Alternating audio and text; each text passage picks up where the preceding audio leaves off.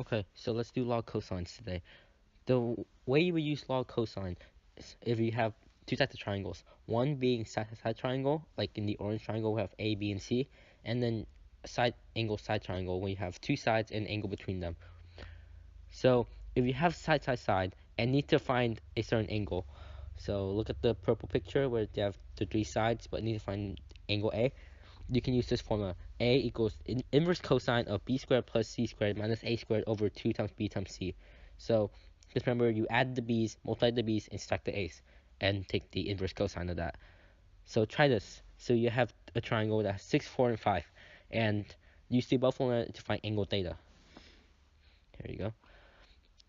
If you need to find the side in a side angle side triangle, so like this. So you have C, angle A, and B, but you need to find side A. You use this formula. A squared equals B squared plus C squared minus 2BC cosine of angle A, or just take the square root of that. A equals the square root of B squared plus C squared minus 2B times cosine, BC times cosine A. Just take the square root of that. Okay, so try this.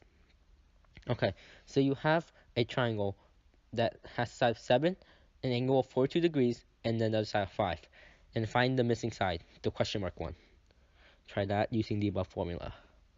So if you need to find the area of a side triangle, use Horon's formula, which states that A equals not square root of S times S minus A times S minus B times S minus C, and S equals A plus B plus C over 2.